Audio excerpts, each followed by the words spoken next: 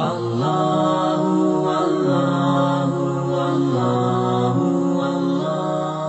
Allah. Selayaknya bagi jiwa-jiwa yang mengajamkan dirinya di jalan ini, menjadikan dakwah sebagai laku utama. Dialah visi, dialah misi, dialah obsesi, dialah yang menggelayuti di setiap desah nafas. Dialah yang akan mengantarkan jiwa-jiwa ini kepada ridho dan maghfirah Tuhannya kelak. Ribuan langkah kau tapaki, pelosok negeri kau sambangi. Ribuan langkah kau tapaki, pelosok negeri kau sambangi.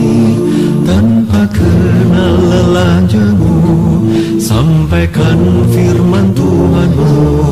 Tanpa kenal lelah jemu, sampaikan firman Tuhanmu. Ribuan langkah kau tapaki, pelosok negeri kau sambangi. Ribuan langkah kau tapaki, pelosok negeri kau sambangi.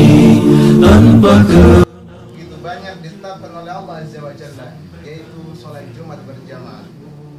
Dan ini adalah Jumat pertama setelah kita diberikan musibah, setelah Allah Azza wa Jalla datangkan musibah kepada kita. Dan ini adalah bagian teguran buat kita semua. Sebab Rasulullah sallallahu alaihi wasallam dalam kitab Sahih Muslim, hadis ini sudah disampaikan 1440 tahun yang lalu. Disampaikan oleh Nabi kita, disampaikan oleh para sahabat, para tabi'in, tabi'ut tabi'in, dan para salafun saleh dan orang-orang soleh sesudahnya. Bagaimana bunyi hadis itu? Sebab Allah Azza wa Jalla tidak pernah mendatangkan bencana, Allah Azza wa Jalla tidak pernah mendatangkan musibah kecuali umat itu sendiri, manusia itu sendiri yang mengundangnya.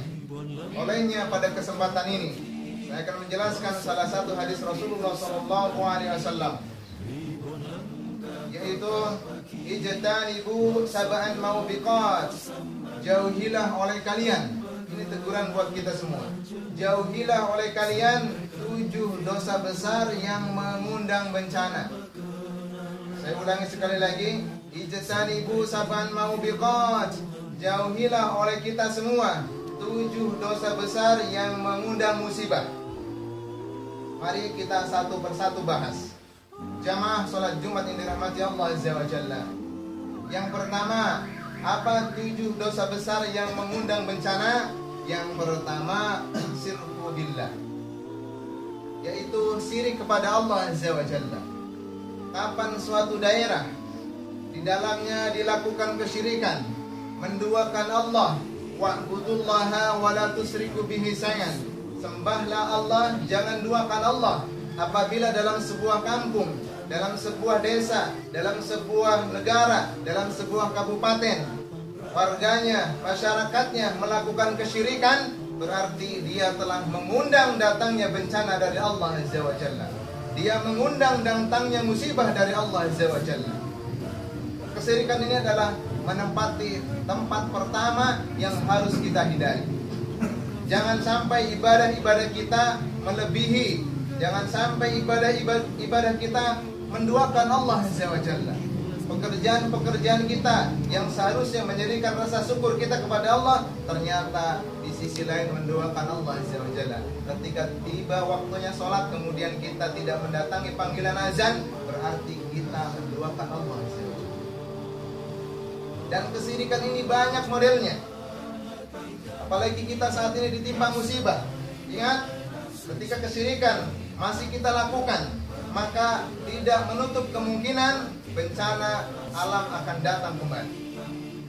Sebagaimana saudara-saudara kita kemarin di Lombok, saudara-saudara kita di Palu, mereka telah mengalami semuanya. Dan akhirnya hari ini kita juga mengalami hal yang sama, musibah yang didatangkan oleh Allah Azza wa Jalla, karena bisa jadi yang mengundang adalah diri kita sendiri.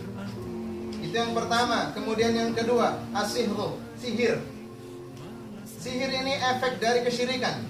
Ketika kita tidak percaya lagi kepada Allah, kita meminta kepada jin, kita meminta kepada pohon, kita meminta kepada orang-orang yang kita anggap sakti dan seterusnya, maka ini adalah efek dari kesyirikan. Kemudian selanjutnya berdampak kepada melakukan